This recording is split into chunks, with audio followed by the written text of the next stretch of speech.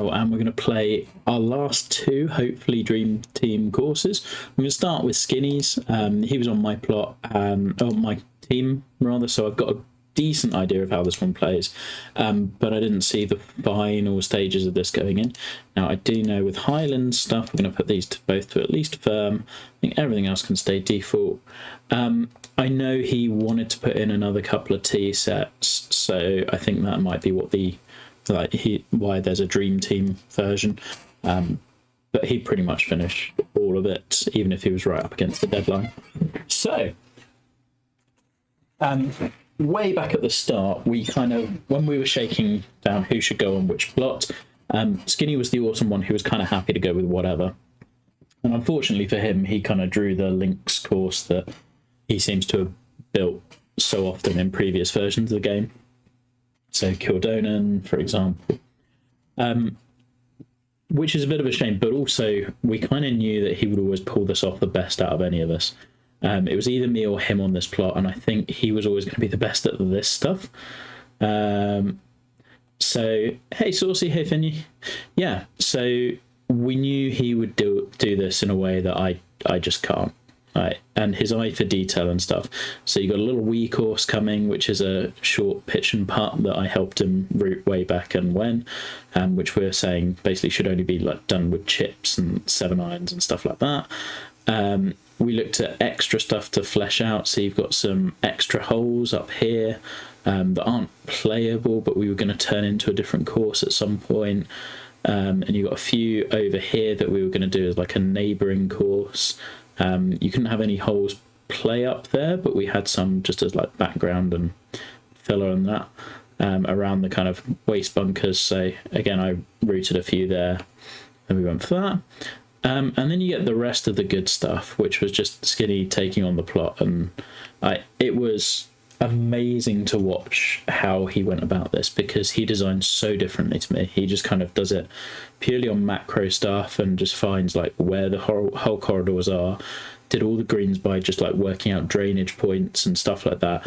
And so like the plot itself is barely touched. Like all he's really done is smooth out the contours that are already there, and particularly on the greens, but basically other than that, like it's just like this is exactly what was there, and it was so impressive to watch. And like, yeah, exactly, I can't do that. And then you got some double greens, which are really cool. You've got the pot bunkers, which we know how they play. I mean, they look incredible. You will occasionally get the odd bad bounce, but when you're in them, they really play like a hazard, which is awesome and exactly what he wanted with this. The rock wall kind of he put together looks phenomenal. We'll go to 9, I think is my standout favourite hole on a part of the land where we just saw absolutely nothing. We're just like, yeah, path 3 can go there. And it ended up being like one of my favourites on here. Then obviously the town wall is incredible. He fleshed out the ruins and stuff over here, which we'll go and have a look. There's little things I never even spotted. Like just the detail work is incredible. You've got the windbreakers down here, which again, just like all so well done. Ruins look like proper ruins. Like he's fleshed them out, put rubble around, like looks quality. Is that a well behind the path 3? Yeah, maybe. I don't know. He just did stuff, and like with Skinny, I just didn't really question any of it. I was just like, yep, I can't really give very much feedback. No, this. No, it's just a random little lookout spot with the clock that could kind of be like a starter's point or check it, I think was what it was meant to be. But yeah, he was also like the other guys in the Discord will stress, like he was so good for sharing feedback and giving ideas, and particularly for giving like that different view to mine. Was awesome. Anyway, first hole, I always hit 3-wood here. You could hit driver. We know how Ben feels about full wedges into greens. But this was like a really cool opener that I always loved. Because, yeah, once you started kind of sorting out the green contours and things, the greens will play like tricky in spots He wanted them to be tough. Okay, so down there, still got a putt. But yeah, a large part of like the last little bit was him trying to catch double breakers and things like that and smooth those out.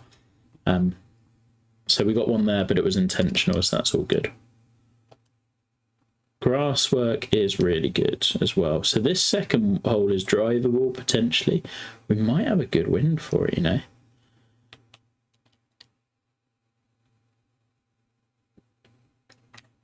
I think this is one of those courses where if you played it without the scout cam, like, you would play this very differently. Oh, I'm going in that bunker, aren't I? And you can see those up close, like, absolutely insane how good those are.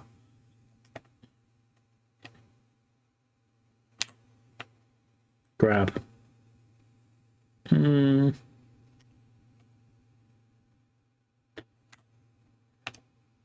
going to make a par on a very easy drivable 4. That's really annoying. I like this one because it's so different to how I'd have done a drivable 4. Like, there's no crazy contours on the green. It's just like simpler stuff. And you go from that and you go to this kind of minefield on 3, long par 5. But it's just, can you thread your drive there in order to be able to have a go at the green? But it's all laid out in front of you. I don't know if that's... Oh no, that's good. The old push fast.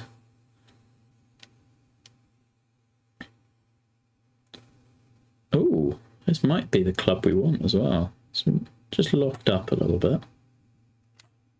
Oh, not like that, it's not. Well, we're going to have a really dumb putt here, aren't we? That would be great for one of the pins. Yep. Played myself into absolute jail.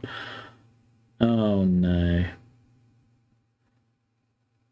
And technically you can...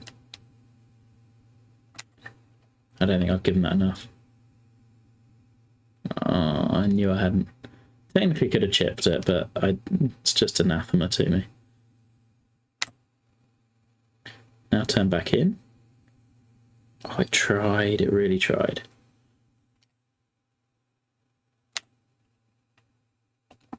And we're going to 4-putt. Great. Strong work from me. Okay, level par. So now we get to the coastal hole, and again, you can see the fairway peeking out this way. You get a little bit of that bunker, so you could... It's kind of just how much do you want to chew off. I think 3 wood down over June is probably the way. Oh, that might need to sit. I did not realise that bunker was going to be in play.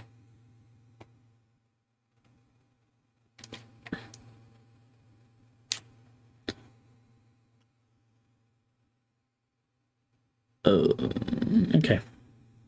The windbreakers are really cool. Yeah, when you started putting them in on, it was 17, I think they first went in on. It was just like, yeah, those are awesome. Like, keep those.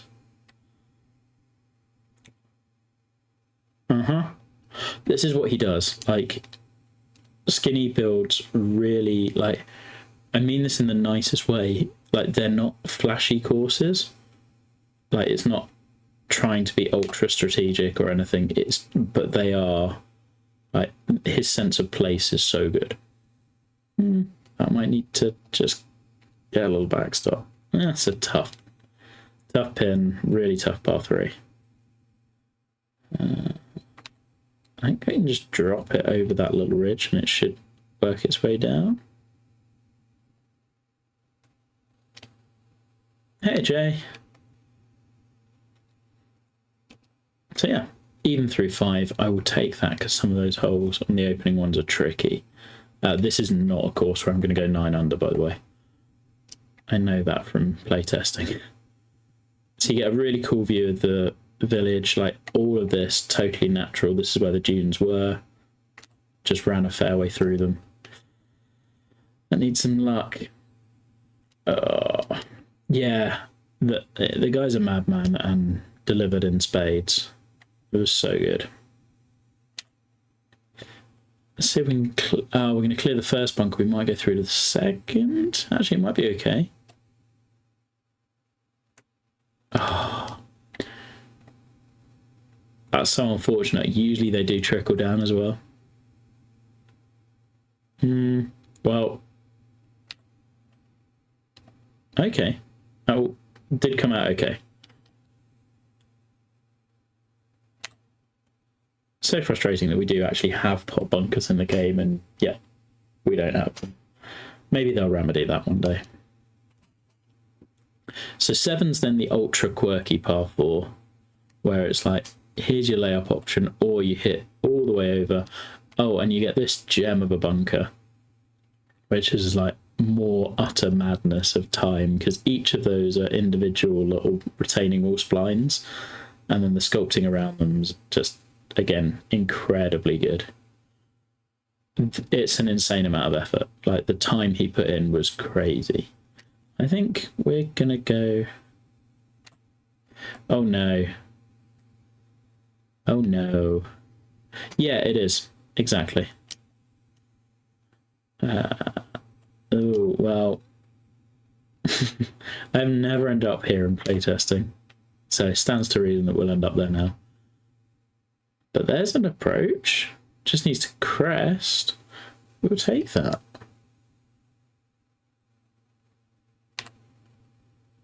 Yeah, I dread to think. I don't know how many bunkers there were on there.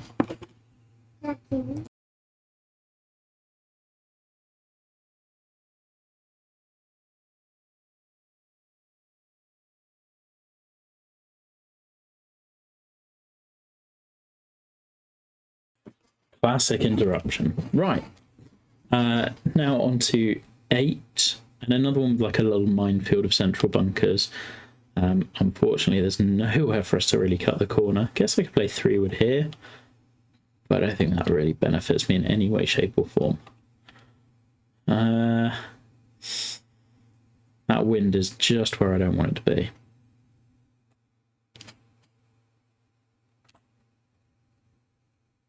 See if we can hold it against the wind a little. Oh, we found a good place. Yeah.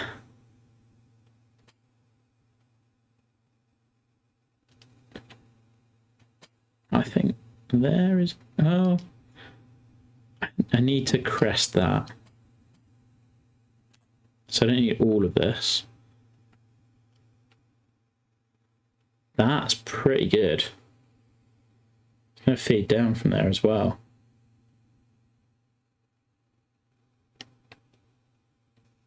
Yeah, I think you can do that. You can end up with, like, you can probably clear. Oh, there we go. Yeah, it's really satisfying. Like, but all those contours totally natural, and you just found a way to make them into good golf shots. Like, that's the bit that blew my mind. It was just like, it's like everything is there. This came out as like my favourite of the par 3s. I don't know why, just because there was absolutely nothing to work with.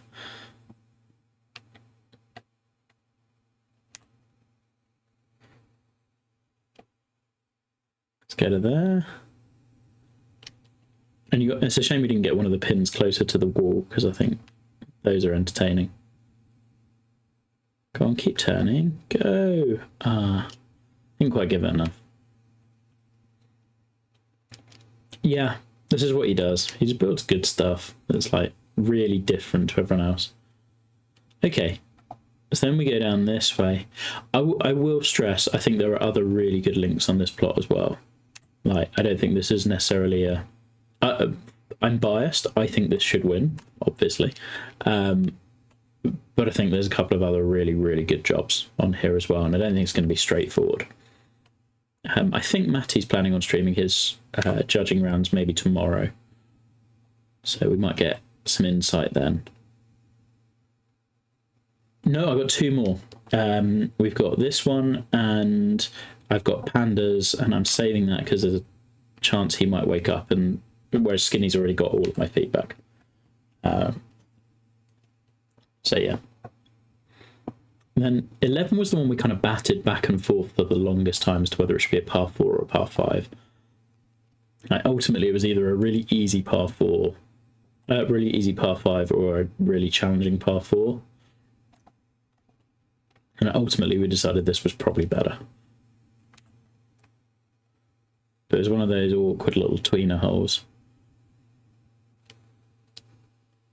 Yeah, he did incredible work with the bunkers, well, with everything, but get a little left. Is that a shot? I think in real life, I'd definitely be wanting that to be a par 5. In the game, par 4 makes most sense. So then we end up on 12, which is kind of overlooking back down this way. And there's a kind of cool little ground game, par 3.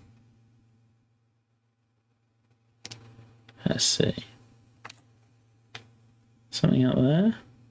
Bring it in. Oh, it might need to go. Oh, I just didn't quite get it. It is a hard par 4. Okay. So the question is, can we stop this anywhere near the hole? I don't know if I can. I'm so close as well.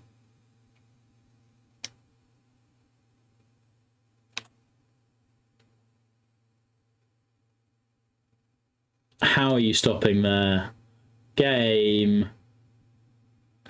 No. No.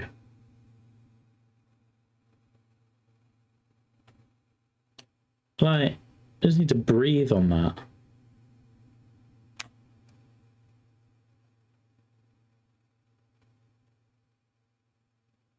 That's so frustrating. It's like... robbed. Absolutely robbed. So then 13 we hit down this way. This is probably one of my favourite greens on the course.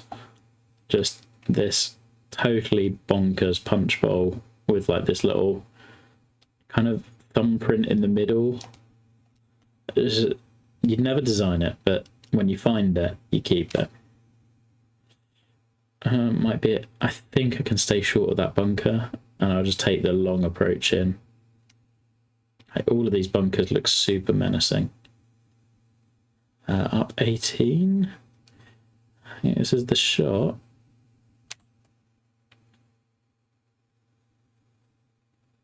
Roll it through the little thumbprint.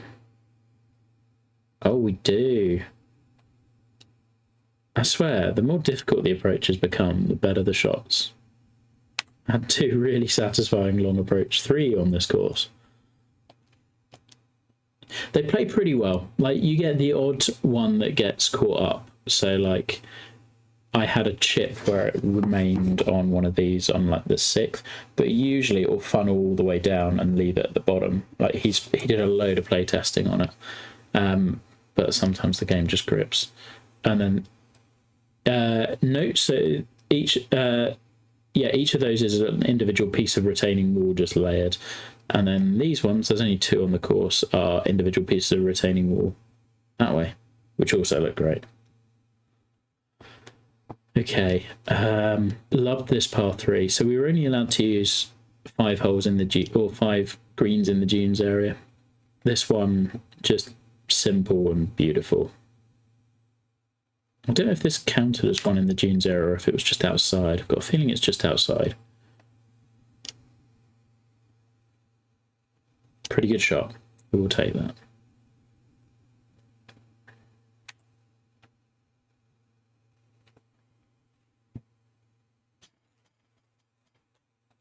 Yeah, and then we hit the kind of slightly quirkier stuff coming home. Hey, Scottish. Good to see you, buddy.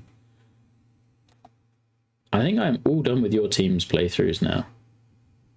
Yeah, I think Petro and West did one with those a while back. We're going to play the silly fairway.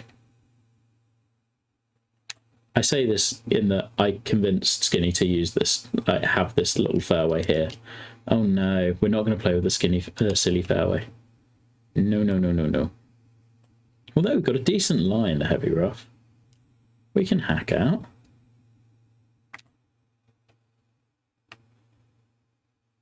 That is a remarkable recovery shot. Now stay off the green. Perfect. Yeah, I mean, there's been so many workarounds, and you just really want them to actually make it user-facing. Like, having, like, talked to them about... So I talked to HP a little bit about how they did the retaining walls, and, like, those bunkers. Each one of those is, like, an individual custom asset for those specific retaining walls. So it wouldn't really work as user-facing. Like, they've made the course and then gone in and decorated it afterwards, basically. So that's why you've only got them on that one specific course. But, like, they know how much we want them. Okay. Oh, I got this pin. Okay. Right. Let's hit between this saddle. And then just... Oh, no, the tempo's gone. I need it not to be on these holes. These holes are hard enough.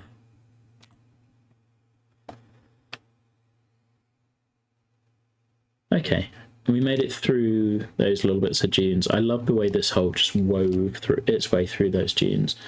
And like, again, he did a great job of making those bunkers and integrate really nicely. Right, sucker up and hit a good shot then. It's a bit fast. I think I can make par from here. That's okay.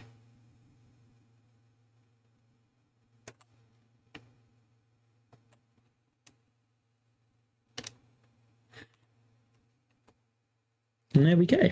Okay, last two holes, and then we'll get to the final one for now.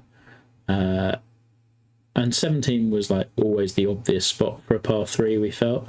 We kind of went away from it a couple of times, but eventually it was just like, yeah, this is the obvious hole, and sometimes you just don't look that gift horse in the mouth. Always loved the way this one just like felt so natural. And the little windbreakers really help. It just ties it all in.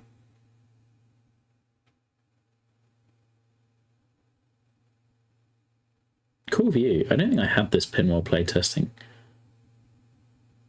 I didn't really get to play test. Great read, Ben. I thought I was going to break so much more. Yeah, I was away for the last week or so when Skinny was doing his final play tests, but he had all of my thoughts before that. And then we finished with a brute of a par 4. So I think we will hit out here. Hey, we have some tempo back. So one other cool thing, like those mounds, those two bunkers we're in, those were exactly... like, those were there on the initial plot, so he built the whole hole around those. Yeah, exactly. It's kind of that he likes this style. It's kind of that nobody else really wanted this plot as much. Or rather, it came down to either me or Skinny, and we just felt he would do it better. Both of us agreed with that. So we were going to be one way or the other between this plot and Petty's. But yeah, he does this style so well. Go on. Nope.